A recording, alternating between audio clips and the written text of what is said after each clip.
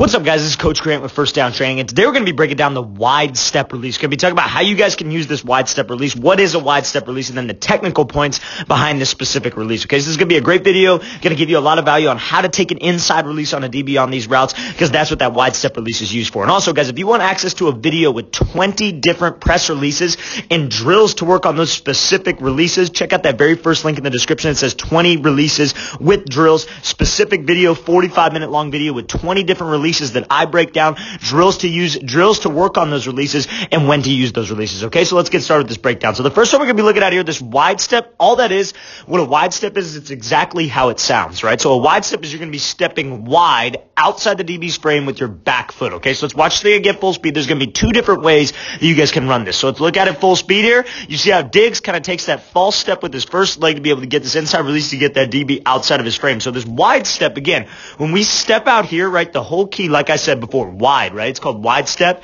You want to step wide outside the DB's frame. Reason being, the DB's not going to move if you don't step outside of his frame, right? The DB will stay where he's at. If you take this wide step and you step within his shoulder frame, within his hip frame, within his shoulders, he's not going to move. He's not going to feel threatened. We want to be able to threaten him to the outside. We want to be able to step outside of his frame and get him to move off that platform, right? But if I can't do that, if I can't threaten him to the outside, he's not going to hop off of it, right? So let's make sure that I'm stepping completely wide outside of his frame. Cannot stress that enough. Now, the thing is, though, is where's that DB supposed to be watching? He's supposed to be watching my hips. So at the same time, when you step outside of his frame, you got to be selling with your upper half. You see how he commits those shoulders, he commits those hips a little bit, and it's almost like he's throwing his hip out. When you guys throw your hip out, almost like a crossover in basketball, that's what, again, it's selling like you're trying to take just this quick little speed release. Now, the thing that he does off the line here, I want you to pay attention to his front foot. You see his front foot takes kind of like that little false step right here, right? Now, I don't call this a false step.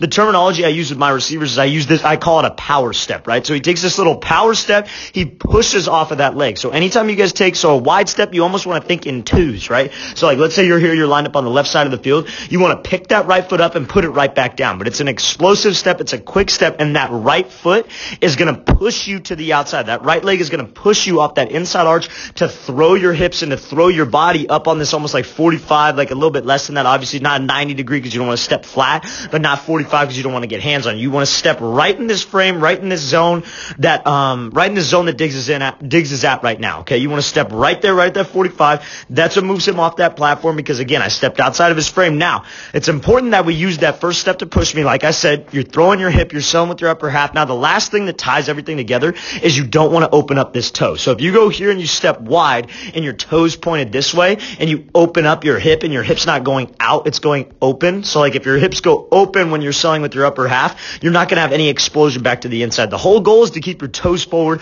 weight on the inside arch, and be able to push off of this leg, create some separation with my upper half, threaten him like I'm doing a quick little speed release, and then I'm able to burst off of that leg and take this slant, okay? So that's the goal, but if I don't achieve that goal if I open up this toe. So again, stepping outside of his frame, let's keep my toes forward, weight stays on the inside arch, I'm throwing out, not throwing open, and you're selling with your upper half because that's what that DB's looking at. He's taking a look at those hips got to turn, I got to throw my upper half, move him off that platform, okay? Now it's very important when we're in this situation here. You see how he bursts up and he goes to a slant. After we step wide, we step outside his frame and we get some separation, we got to know what hand to beat, and that's what we're going to get into in the next clip, right? How do you combine this with hand technique? What do we do on an inside release? Which hand do we got to focus on beating? That's something that we should all be thinking about. But most importantly, with the lower half on this clip, is you want to burst off of this cut. So you want to make sure that you don't get this wide step. I get him to be outside of his frame. I get him to move. I get his cleats out of the grass. That's a good aiming point that you guys can have. But make sure that when I step outside his frame, I burst up on this slant, that I'm not just cruising out of it. I don't just pop my chest up. I'm not just bringing my chest up. I'm slow. I'm chopping my feet.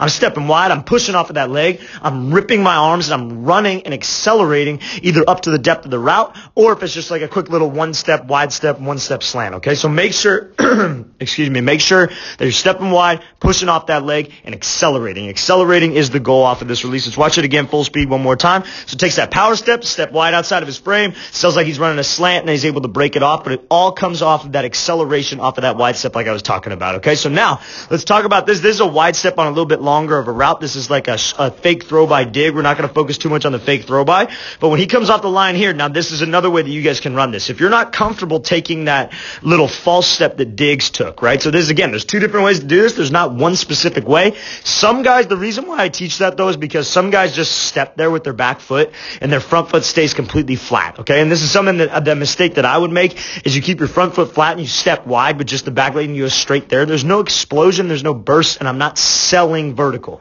The most important thing is I got to sell vertical. I got to sell with my body. I got to threaten him to the outside, okay? If we're not threatening him with that one step, it's much like any single route. If you guys are familiar with this page, you hear me talk a lot about selling fade, selling vertical, your pad level, body language, speed.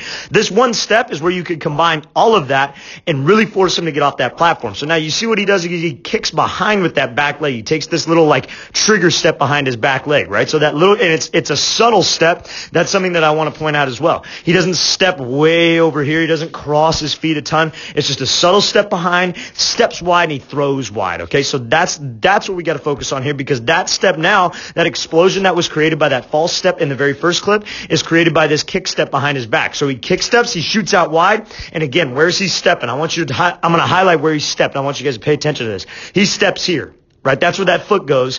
And look, when we're playing the normal clip and he's head up this DB, that step into this zone right here is outside of his frame. Again, brings me to that point. Stepping outside of the frame is what forces a reaction on the DB. If you step inside of his frame, he's not going to move. So again, I'm outside of his frame, getting him off that platform. Now, when he gets hands, and what are we trying to take on a wide step release? We're trying to take an inside release, right? So I step outside of his frame. I know to take an inside release, which hand do you got to beat? You got to beat his inside arm, right? Because again, even if you swat, let's say I swat this arm, and that's exactly what he does. You attack that point of control. You either attack his elbow, forearm, or the back of his shoulder. So you swat him by here. Now, even if he's able to recover, let's say he's able to recover with this right arm, we're still off a press, right? Getting off a press is not that complicated. It does not take that much. All it's about is being able to move the DB off the platform, get him to think you're going one direction, get that inside handoff or the outside hand if you're trying to take an outside release, and then go. And you see what this DB does? He's able to recover with this right hand, right? He recovers. He doesn't recover bad, but I still got separation. Now my moves at the top of the route, that's what gets me open, right? Because a lot of people think, oh, I got to kill this dude off the release. And then you see it a lot, and then guys are lazy at the top of the route. Let's just get off a press. Let's keep the timing with the quarterback.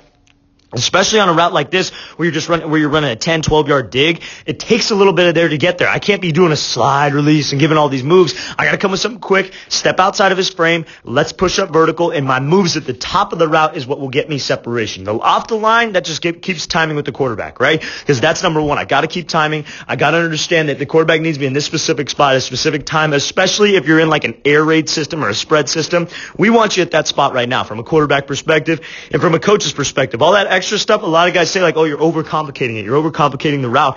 Yeah, that's true. But all this stuff, it depends. It all depends on the system. It all depends on what read you are. It all depends on what you're trying to accomplish, right? So in this case, I'm running a dig, needs me at that spot. I give him a quick wide step. I'm gone. I'm off a press. He's running with this right hand. He's running with his right hand on me. I got to make my move at the top of the route. Okay. So that's what we got to understand on this wide step. You want to beat that inside arm. Make sure I have a plan for my hands. I cross him up, use that little kick step to shoot you out wide. Let's watch this thing again. Full speed. This is a great job getting off the line here. Step outside of his frame. And what are we trying to threaten him with? That speed release. I'm trying to threaten him that I'm just going outside right now, trying to beat him vertical, because that's every single DB's worst nightmare, is getting beat just on a straight fade by a guy who's just quicker than them and faster than them, okay? All right, guys, I really want to thank you for watching. I really appreciate it. Again, if you want to get better at releases, 20 different releases with drills, with specific technique to use and when to use those specific releases, check out that very first link in the description, 45-minute long video that will give you a lot of value. And if you guys have any questions at all, please leave those in the comments. I'll get back to you as soon as possible. I'll see you guys next time.